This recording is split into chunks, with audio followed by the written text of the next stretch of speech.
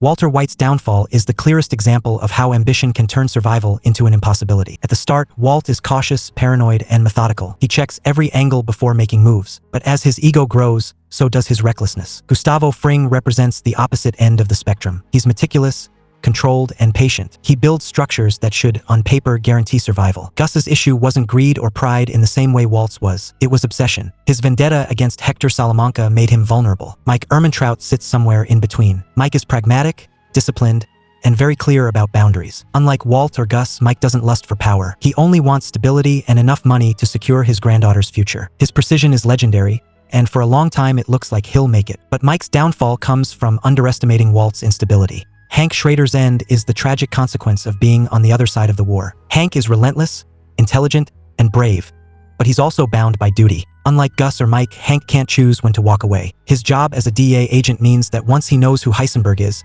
he has no choice but to pursue it. Jesse Pinkman's survival was less about strategy and more about sheer endurance. He gets brutalized, manipulated, and broken down by everyone: Walt, Gus, the cartel. Jesse doesn't escape unscathed. His survival comes at the cost of his spirit, his peace, and nearly his will to live. He isn't clever enough to outmaneuver Walt, strong enough to stand up to the cartel, or cold enough to play Gus's game. But Jesse's pain ironically keeps him alive. When you line up the fallen characters side by side, it becomes clear that survival in this world has less to do with intelligence or power, and more to do with an ability to avoid self-destruction. Every major player carried one fatal flaw that overrode their other strengths. Walt had intelligence, Gus had patience, Mike had discipline, Hank had determination, Jesse had heart. None of those qualities saved them, because each was undone by the specific flaw they couldn't shake. Pride is the most obvious killer. Walt couldn't stop himself from claiming credit, even when anonymity would have secured his family's safety. Pride also echoes in characters like Tuco, who treated every interaction as a test of dominance. Pride isn't strength in this universe. It's a time bomb. Those who carry it eventually step into situations they could have avoided, just to prove a point. Obsession is another recurring killer.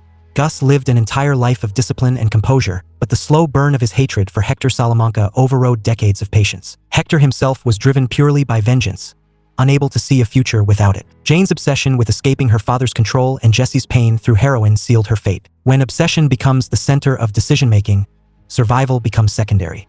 The universe of Breaking Bad punishes those who can't let go. Duty, though more honorable on the surface, can be just as deadly. Hank dies because he refuses to compromise on his role as a DEA agent. Once he uncovers Walt's secret, he can't ignore it. He knows it will destroy his family, but duty wins out over self-preservation. Even Gale, in his own way, dies because of duty. His devotion to Gus's system and his desire to serve science put him in a position where his brilliance became a liability. Duty locks characters into paths where they can't maneuver freely, and in a world defined by chaos, rigidity is a death sentence. Recklessness is the opposite of discipline, but just as lethal.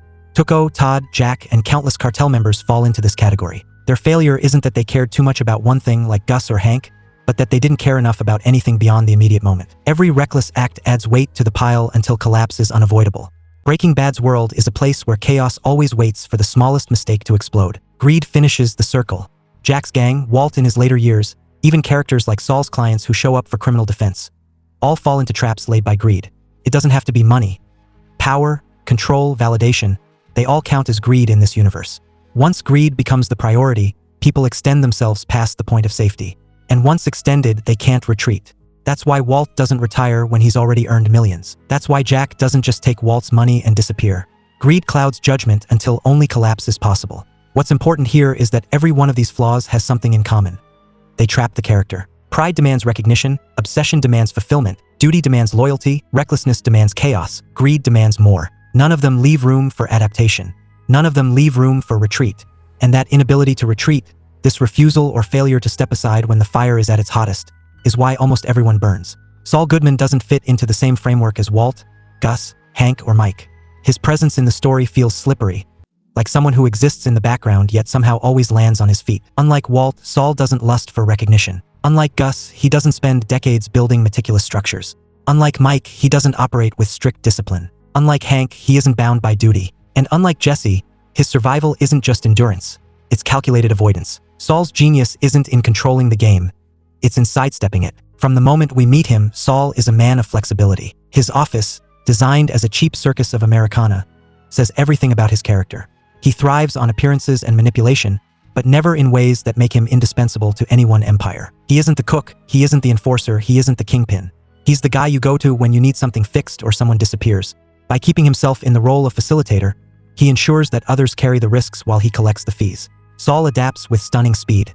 When Walt and Jesse kidnap him, he pivots in seconds, offering his services instead of begging for his life. When Gus begins circling around Walt, Saul doesn't take a side. He plays both ends, hedging bets so he's never fully tied to one outcome. When Mike pushes him away, Saul shrugs it off and waits for another angle. When Walt grows increasingly dangerous, Saul never confronts him directly. He jokes, deflects, and survives long enough to prepare an exit plan. Crucially, Saul never builds emotional anchors. He isn't driven by pride, like Walt. He doesn't have vendettas like Gus or Hector. He isn't locked into duty like Hank. He isn't reckless like Tuco or Jack. And while he is greedy, his greed is tempered by realism. He wants money, yes, but he never lets the desire for empire blind him to the dangers around him. He knows where the line is between a good score and a death sentence, and when the line moves, he moves with it. Even his identity, Saul Goodman, is an act of survival. Jimmy McGill reinvented himself into a persona that could thrive in a world hostile to him.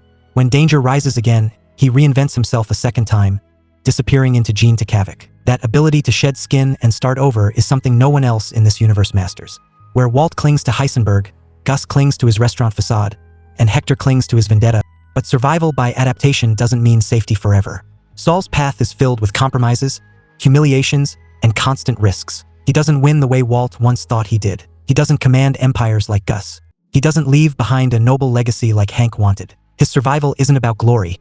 It's about finding the cracks no one else sees and slipping through them before the walls collapse. And that quality, this relentless slipperiness, sets him apart in a world where everyone else is weighed down by the anchors they couldn't release. When you look back at the wreckage of Breaking Bad, it's easy to see patterns. Pride buried Walt. Vendetta consumed Gus. Duty destroyed Hank. Recklessness eliminated Tuco and Jack. Trust cost Mike his life. Rage became Hector's weapon and his cage. Every death, every downfall, follows the same rhythm. Characters tied themselves to something they couldn't let go of. They stood firm in a world where firmness was fatal. To survive in chaos, you can't be a statue. You have to smoke. You have to drift wherever the wind blows. And that's where Saul Goodman stands alone. Saul's defining trait is flexibility. He never once insists on being the smartest man in the room. He never demands recognition as a kingpin or mastermind. He has no empire to protect, no family name to defend, no personal vendetta to indulge. Empires collapse on their kings, not their court jesters. He wants money, sure, but he doesn't mistake it for permanence. He doesn't dream of being a household name, of having a legacy, of being remembered. That lack of ego is his greatest shield. Walt needed the world to say Heisenberg. Gus needed Hector to acknowledge his vengeance. Saul only needed to keep breathing. That low bar let him survive what others couldn't. And when survival demanded total erasure, Saul did it. He didn't hesitate to call Ed Galbraith. He didn't cling to the identity of Saul Goodman any more than Jimmy McGill before it. Reinvention wasn't a last resort for him, it was second nature. He shed skins like old clothes because survival was worth more than pride. That's why Saul Goodman lived when others didn't. Not because he was braver, stronger, or smarter, but because he was willing to become nobody in a world where everyone else insisted on being somebody.